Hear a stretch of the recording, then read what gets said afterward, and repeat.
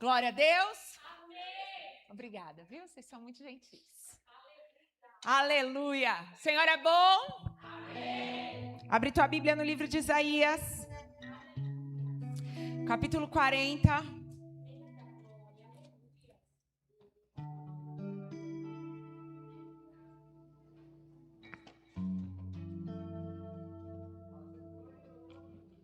Aleluia, vou usar uma NTLH. Se você perceber que sua tradução está muito diferente, você para e ouve para não gerar confusão, amém? Capítulo 40, versículo 12. Nós vamos trabalhar esse texto de forma expositiva, amém? Versículo 12 diz: Quem mediu a água do mar com as conchas das mãos, ou mediu os céus com os dedos? Quem, usando uma vasilha, calculou quanta terra existe no mundo inteiro? Ou pesou as montanhas e morros em uma balança? Quem pode conhecer a mente do Senhor? Quem é capaz de lhe dar conselhos? Quem lhe deu lições ou ensinamentos? Quem lhe ensinou a julgar com justiça? Ou quis fazê-lo aprender mais coisas? Ou procurou lhe mostrar como ser sábio? Amém? Jesus, a tua palavra é viva, ela é eficaz, ela é poderosa.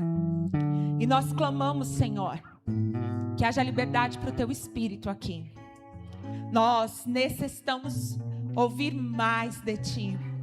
Existem direções que são peculiares da tua palavra e nós necessitamos delas.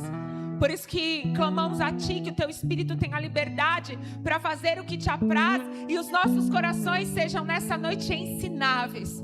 Precisamos aprender, Senhor. Fala que os teus servos ouvem, em nome de Jesus. Amém? Você pode sentar, consegue dar uma salva de palmas ao Senhor? Consegue misturar com glória a Deus, com aleluia? Aleluia!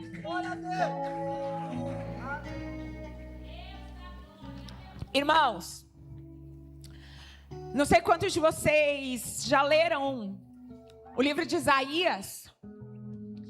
Esse livro é poderoso demais. Isaías foi chamado, e Isaías ele é um profeta bem diferenciado. Porque nós encontramos vários profetas dentro da palavra. Homens que foram usados pontualmente, levantados para dar uma direção específica. Homens que foram usados por Deus em estações. Homens que tiveram um chamado profético extenso. E quando nós olhamos para Isaías começa o seu ministério profético em uma transição de estação. Capítulo 6 diz que o chamado dele ocorre no ano em que morreu o rei Uzias. Quando nós olhamos isso, a gente se pergunta, por que é que ele deu essa evidência do texto? Por que ele fala isso pra gente? Quem era esse rei? Esse rei era um exímio estrategista, um homem de guerra. A Bíblia vai nos contar, ao falar do reinado dele, que ele era tão perspicaz em batalhas, que ele ergueu torres pelo deserto para colocar espias.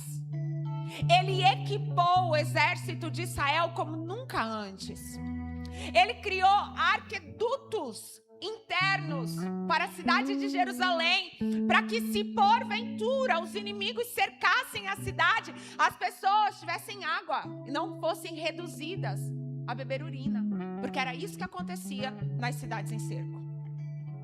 Então, apesar de no fim da vida dele ele dar uma pisada no caqui, ele foi um grande rei. Quando Isaías recebe o chamado dele, você não vai ver Isaías chorando e dizendo: eu mesmo, tem certeza? A Bíblia diz que quando ele está diante da sala do trono, em que ele vê a glória, a majestade, o poder de Deus, a única coisa que ele diz é: ai de mim, vou morrer. Porque eu sou um homem impuro, eu vivo no meio de homens de impuros lábios, e os meus olhos viram a Deus, eu vou morrer.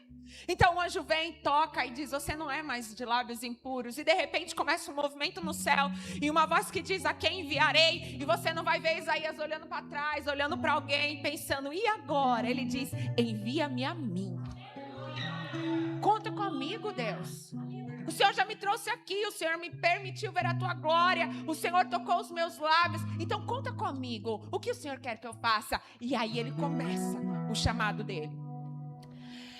Apesar de a divisão de capítulos e versículos da Bíblia não ser original do tempo da escrita, isso veio depois para facilitar a nossa procura. Esse texto foi cristocentricamente dividido em 66 capítulos e teologicamente é chamado de mini-bíblia. Porque não é apenas a divisão de capítulos que é parecida, o livro espelha a Bíblia inteira.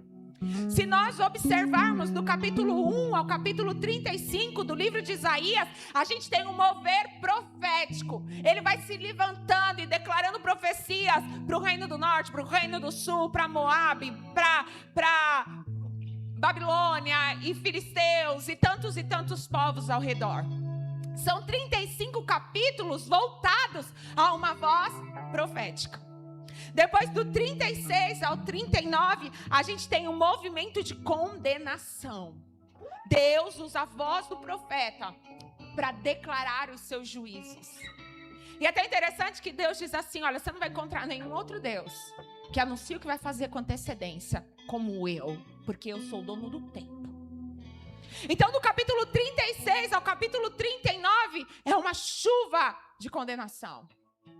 E se nós pensarmos no espelho que é o livro de Isaías, o Velho Testamento tem 39 capítulos, que ressoam em voz profética e voz condenatória. Então, a partir do capítulo 40, que espelharia o Novo Testamento, nós começamos esse capítulo com uma voz profética dizendo: consolai, consolai, consolai o meu povo. Dentro do capítulo 40, por exemplo, nós vamos encontrar uma declaração no versículo 3. Alguém está gritando: preparem no deserto um caminho para o Senhor, abram uma estrada reta para o nosso Deus passar. Quando nós vemos essa declaração, nós vamos encontrar no livro de Mateus, de Marcos, de Lucas, a mesma declaração a respeito de um homem chamado João Batista. Então, quando nós entramos no capítulo 40, nós entramos em uma divisão do chamado profético de Isaías, porque a partir de agora, ele já não vai fazer uma voz de profecia, ele não vai fazer uma voz de condenação, ele é imbuído de Deus para declarar consolação. E como consolaria o povo? Se durante 39 capítulos ele vinha profetizando qual seria o fim trágico daquele povo. Como é que, de repente, a gente vira todo o quadro e começa a declarar consolação? Só tem uma forma. É começar a declarar a grandeza de quem Deus é. Só dá para mudar o quadro diante de todas as adversidades quando você entende quem é o Deus que você está servindo. Você só consegue tirar os olhos desse lugar e transportar para lá quando você começa a dimensionar quem é esse Deus que eu venho aos domingos adorar no culto. Isaías agora vai ser tomado por Deus para anunciar a grandeza dele. Lembra que nós estamos trabalhando as bases para uma vida cristã? Eu quero dar uma base para você. A base é: quem é o seu Deus? Qual é o tamanho do Deus que você serve? Isaías começa o texto dizendo: quem mediu a água do mar com as conchas das mãos? Ou mediu o céu com os dedos? A ACF diz: a palmos. Irmãos, eu brinco sempre com vocês que eu não gosto de matemática. Não é que eu não gosto de toda a matemática, eu não gosto da matemática do ensino médio, quando entram os números imaginários. Eu nunca tive tanta imaginação assim. Mas nunca tirei uma nota baixa em matemática, sempre fui uma excelente aluna de física, química, matemática. E eu acho que matemática é uma forma da gente entender muita coisa, porque segundo Galileu Galilei, a matemática é o alfabeto de Deus. Ele declara que tudo no universo tem uma proporção e é a manifestação de um Deus perfeito. Se nós hoje fôssemos aplicar esse texto de uma forma bem racional, cientificamente, nós examinaríamos o texto da seguinte forma: quanta água existe no planeta Terra? Raciocina. Há uma estimativa científica que exista cerca de 1,386 bilhões de quilômetros cúbicos de água. Cerca de 70 a 71% do planeta Terra é água.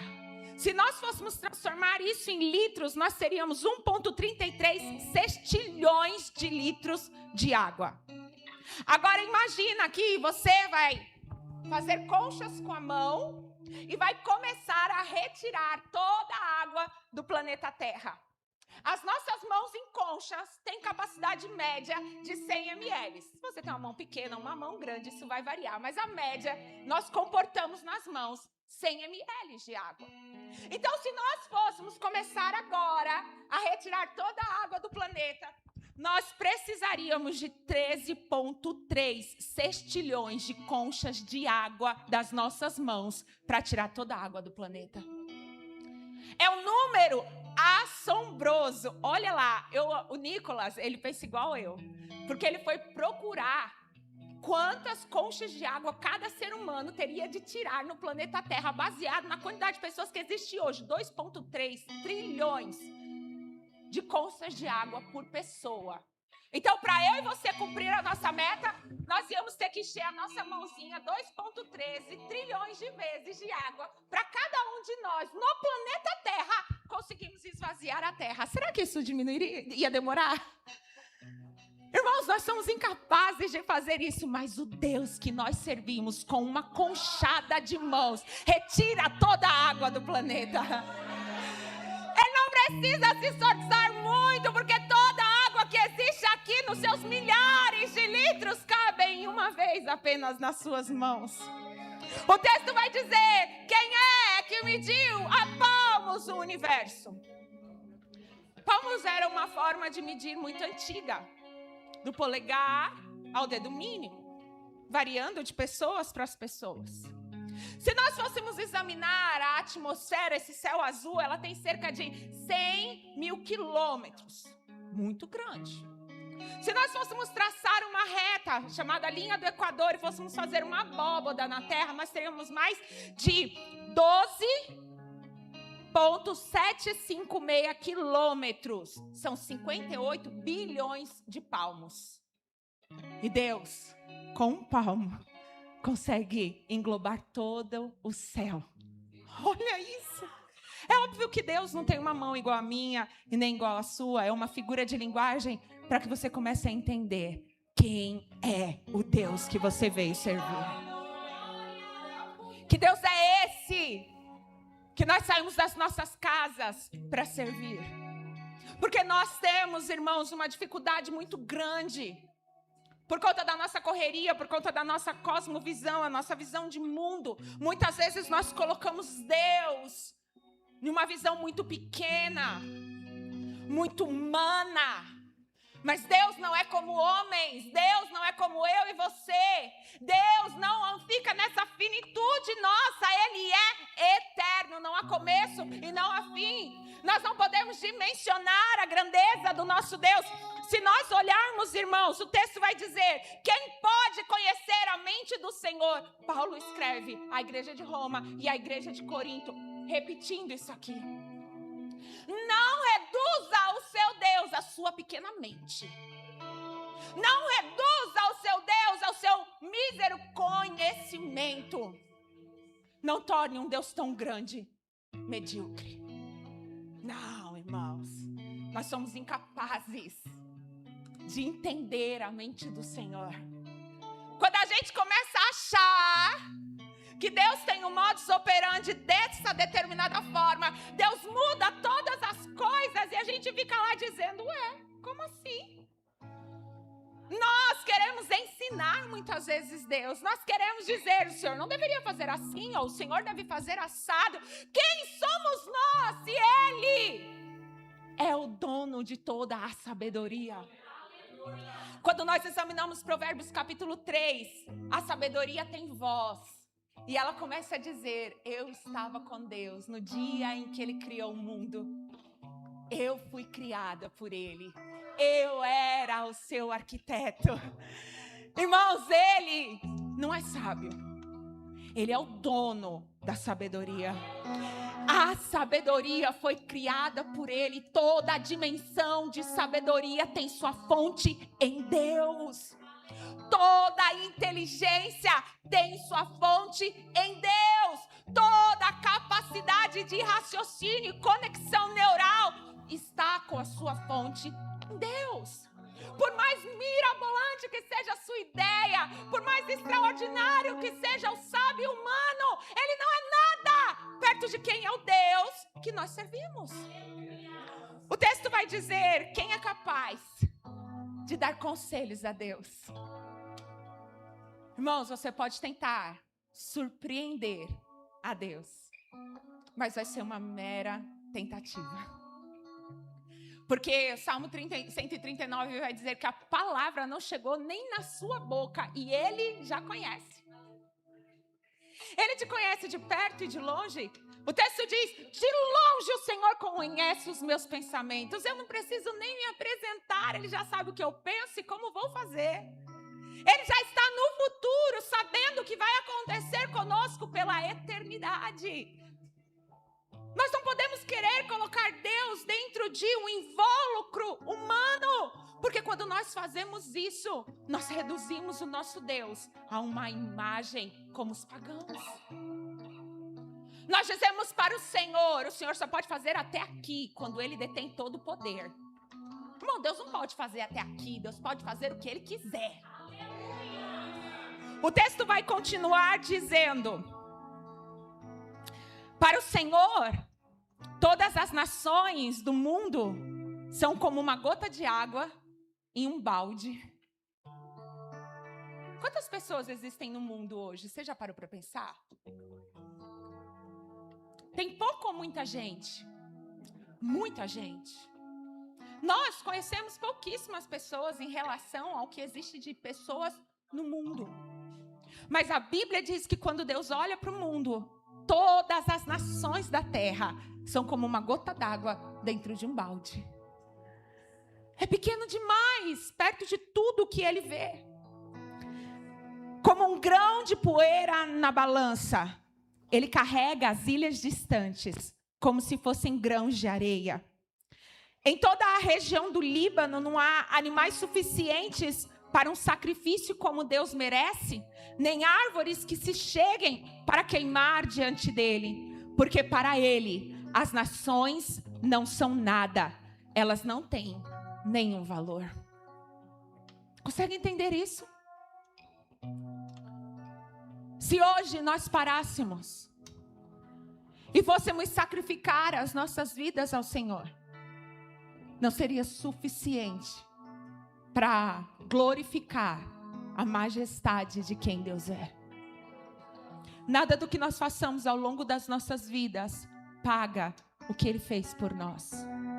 Nada que nós possamos fazer de bom, de bonito, de legal, de certo, é grande o suficiente para dizer para Deus, está aqui o pagamento pela minha vida.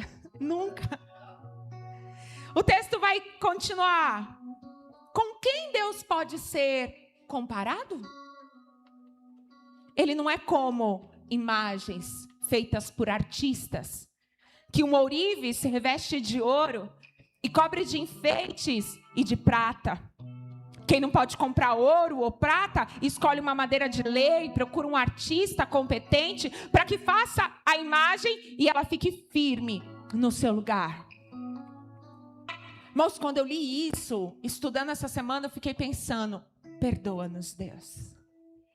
Porque quantas vezes nós olhamos uma procissão, olhamos imagens de esculturas gigantescas expostas em determinados lugares e vemos pessoas subindo a esses lugares em procissões, com velas grandes, com seus joelhos no chão, e nós dizemos: oh, que absurdo, ele não deveria fazer isso, porque aquilo ali não tem vida. E quantas vezes nós somos até o Senhor apenas porque precisamos, reduzindo Deus a apenas um ídolo a meu serviço.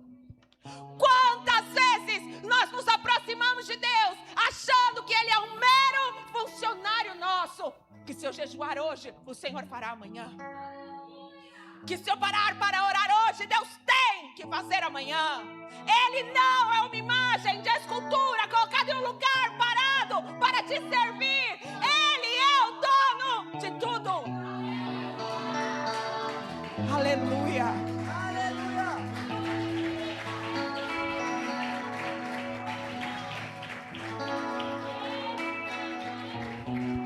O Deus que nós servimos não está a nosso serviço. Nós estamos a serviço dele. Ele não é nosso servo, nós servimos a ele. Nós não somos dono dele para dizer quando ele deve ou não trabalhar. Ele é o nosso dono e ele diz o que devemos ou não fazer. Aleluia! Quando nós invertemos as coisas, nós parecemos aqueles que nós dizemos: oh, está perdido. Porque parece que nós reduzimos Deus a uma imagem. Uma vez eu disse aqui uma coisa e algumas pessoas olharam para mim e falaram: nossa, pastora, foi tão forte. Muita gente reduz a Bíblia a um patuá. Muita gente reduz a Bíblia a um artefato, um belicário de sorte. Quando eu preciso, eu pego a Bíblia. Quando eu não sei o que fazer, eu pego a Bíblia. Lá na minha casa, ela está sempre aberta. O Salmo 23, o Salmo 91 tem até as páginas amareladas. Porque se ela está aberta no Salmo 91, ele será o refúgio, ele será o guarda na minha casa, ele vai proteger. Engano seu. Porque isso aqui também não é uma imagem. Isso aqui não é um relicário. Isso aqui não é um objeto de sorte. Isso aqui é o próprio Cristo em cada página. O Deus encarnado entre homens. Se tiver fechado, vai ser um livro. Se tiver aberto, lido e aplicado, vai ser saúde para os seus ossos. Vai ser vida para você. Mas se você quiser reduzir Deus a uma imagem, nada vai acontecer. Você vai passar anos vindo aos cultos de domingo e sendo a mesma pessoa. Você vai passar anos vindo aos cultos de domingo e nada vai mudar dentro do teu coração, porque você reduziu ele a uma imagem presa num canto, sem poder fazer nada. Porque quando Deus olha e diz: você não deve fazer, você simplesmente ignora e faz do seu jeito. E ainda vem depois colocar a culpa nele quando as coisas dão errada. Isaías vai declarar para mim e para você e vai dizer: não é assim. Irmão, você já leu Jó? 42 capítulos de um homem sendo espremido. Viu já o próprio Deus dizendo: vistes o meu servo Jó? Homem íntegro, temente, desvia-se do mal. Irmão, Jó foi apertado, moído em todas as circunstâncias. A vida financeira de Jó virou nada. A vida familiar dele destruída. A integridade física foi por água abaixo. Deus ainda deixou a esposa de Jó para atormentar a vida dele, porque ela também deveria ter ido com Deus, né? Era um a menos. Mas a santa ainda ficou para olhar para o homem num dia de dor, de sofrimento, de terrível amargura e dizer: amaldiçoa teu Deus e morre, cara. Que você está fazendo o que aqui? Está fazendo hora essa, vai embora. Nós passamos 18 capítulos vendo aqueles que deveriam consolar Jó, apontando e dizendo: confessa o teu pecado, diz o que é, sendo espremido, irmão. 18 capítulos. Porque ele era um homem íntegro que se desviava do mal, um homem que entendeu qual o tamanho do Deus que ele servia. Sabe como a gente tem certeza? No capítulo 19, versículo 26, ele levanta com o corpo em carne viva.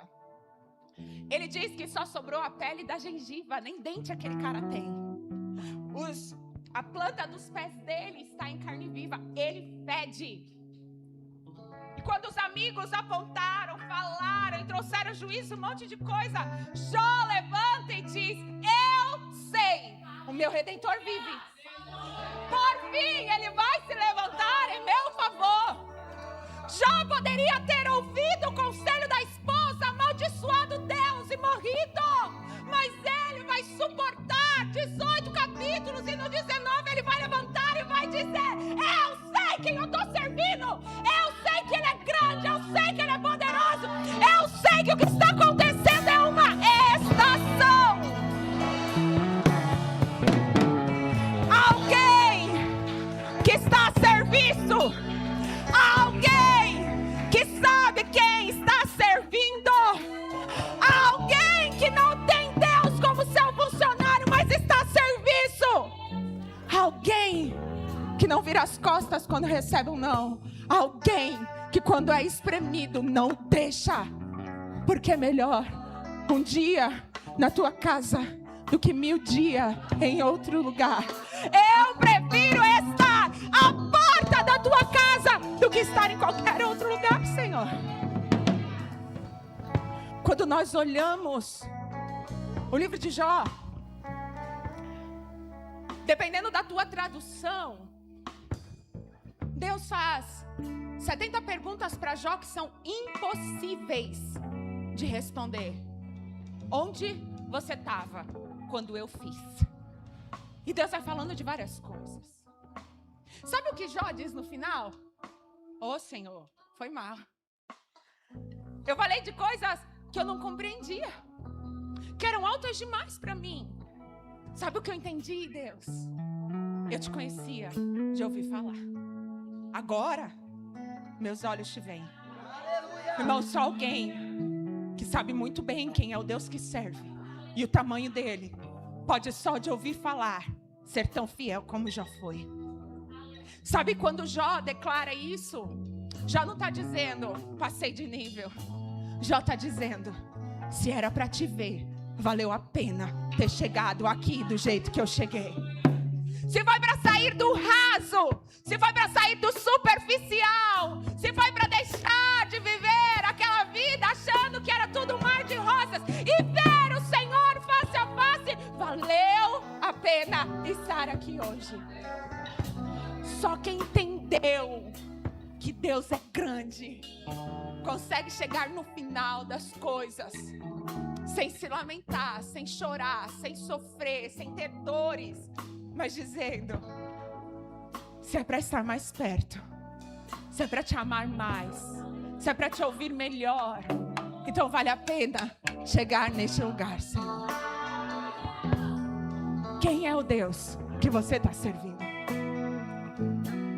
A Bíblia vai dizer que tem gente que serve seu próprio estômago, serve a si mesmo.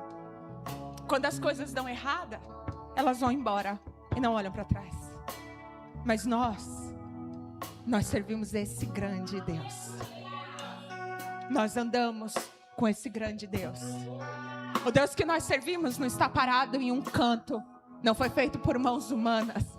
Não é dimensionado pela mente humana. Ninguém pode dizer o que ele tem que fazer ou como ele tem que fazer. O Deus que nós servimos estava aqui antes de nós e continuará aqui depois de nós. O Deus que nós servimos não precisa de bajuladores, ele quer filhos. O Deus que nós servimos, ele não está aqui porque tem um problema e precisa ser adorado, porque senão fica depressivo. Não, esse não é o nosso Deus. O Deus que nós servimos é grande, poderoso, majestoso, eterno, triunfal. Esse é o Deus que nós servimos.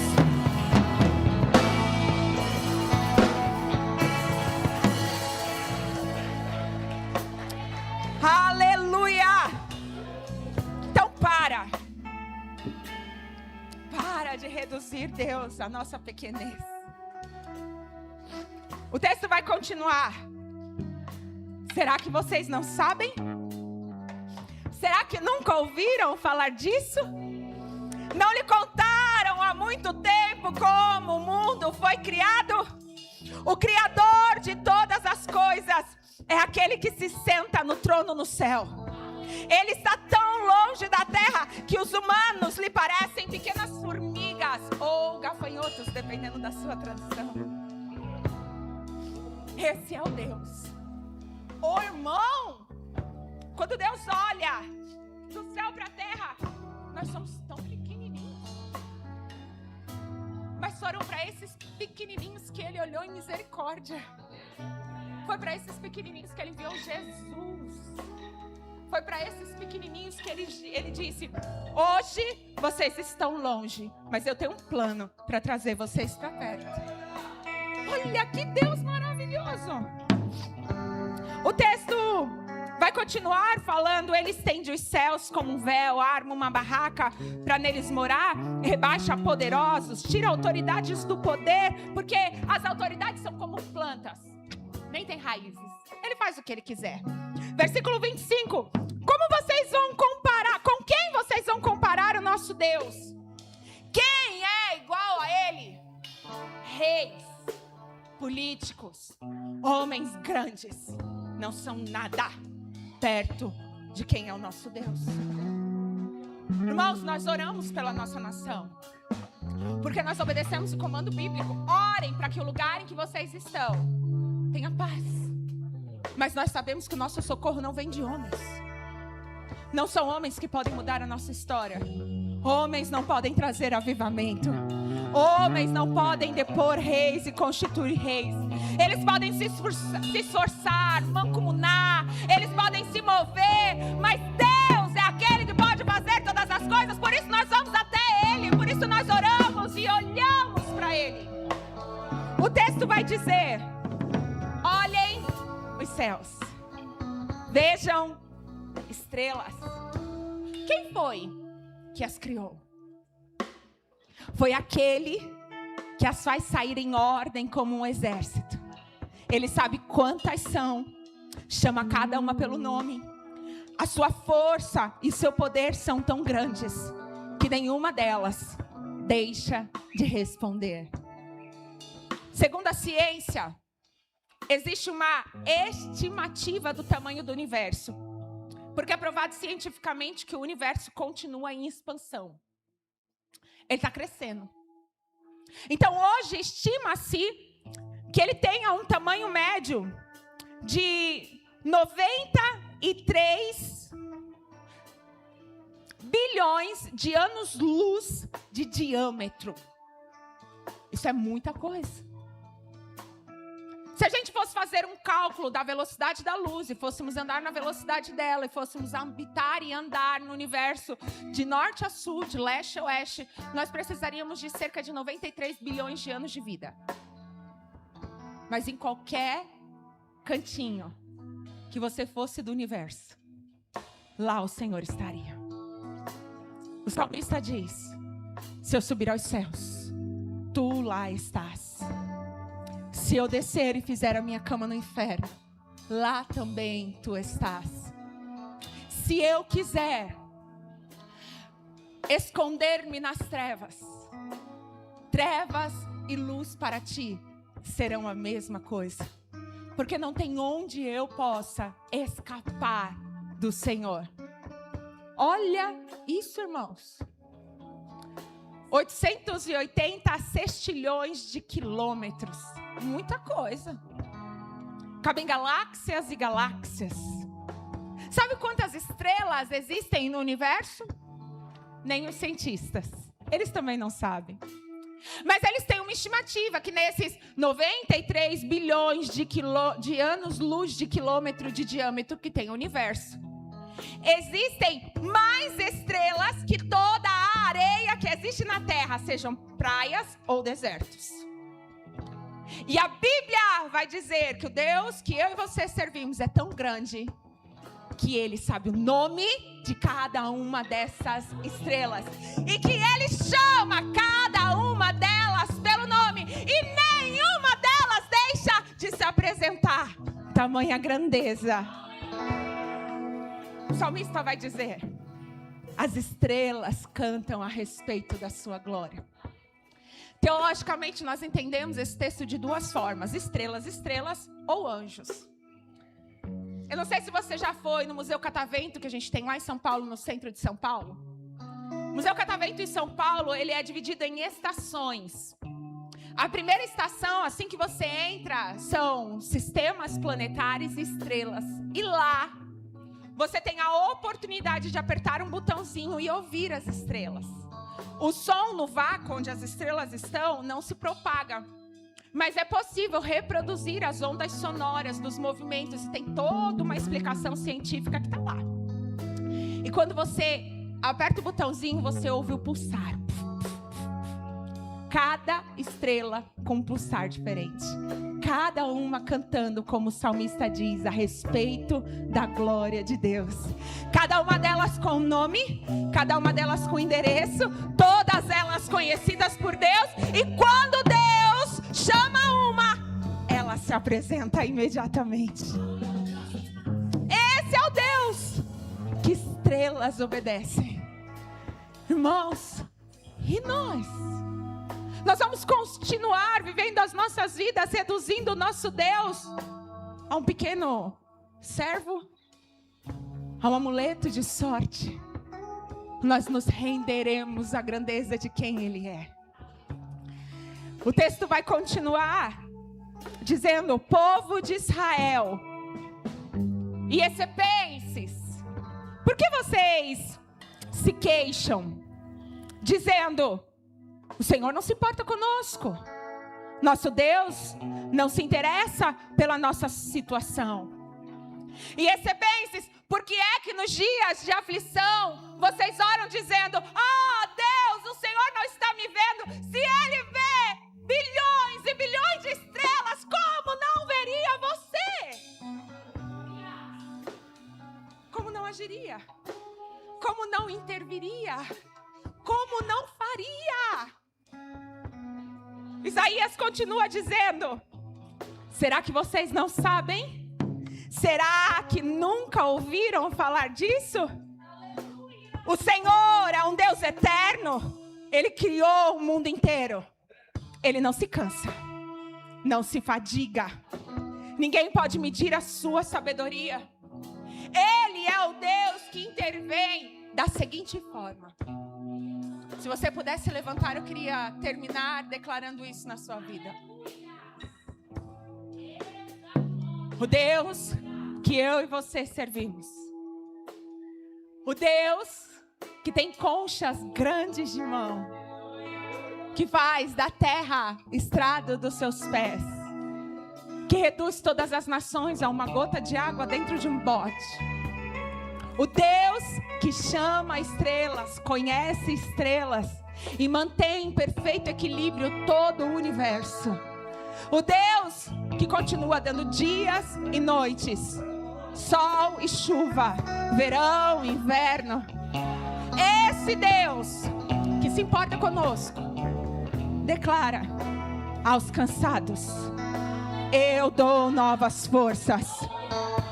Eu encho de energia quem estiver fraco. Jovens se cansam, moços tropeçam e caem. Mas se você confiar em mim, diz o Senhor, vocês receberão novas forças. Vocês voarão como águias. Vocês correrão sem perderem forças. Vocês andarão e vocês não cansarão. Vem comigo. Irmãos, é isso que Deus promete à sua igreja. A base para a nossa fé é: não diminua o seu Deus. Ele é grande. Ele está intervindo, Ele está agindo. Você ainda não está vendo, mas Ele já está fazendo. Ele te sustenta. Ele te mantém de pé. Ele te mantém acreditando. Ele tem criado, querer e efetuar dentro de você. Ele tem aberto caminhos no meio do deserto. Ele tem feito jorrar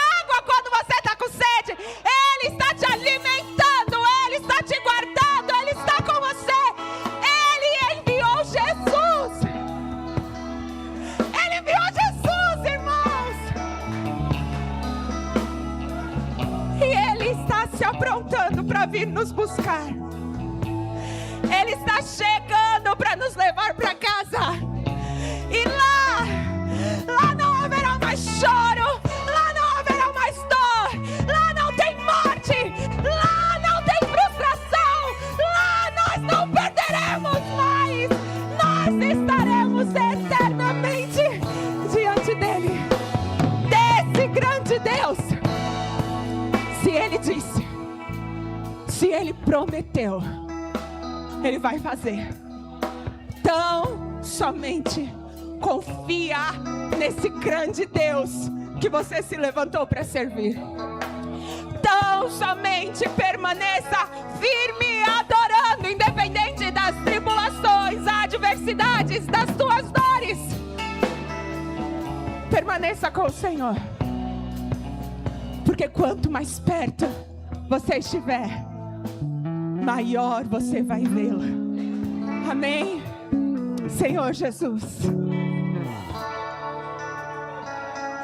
Oh, o que daremos ao Senhor? O que daremos ao Senhor por todos os teus benefícios? Se não fosse o Senhor, ora, diga Israel. Se não fosse o Senhor nos sustentando, se não fosse o Senhor nos perdoando, se não fosse o Senhor trabalhando em nós todos os dias, se não fosse a grandeza de Deus se manifestando, oh, diga Israel, ele não se cansa, ele não se fadiga, ele não é como homens, ele não está parado, ele não dorme, não cochila. O Deus que servimos é um Deus grande. Diante de ti nós te adoramos, Senhor. Te exaltamos e te agradecemos. Amém, Senhor. Amém, Jesus. Amém, amém.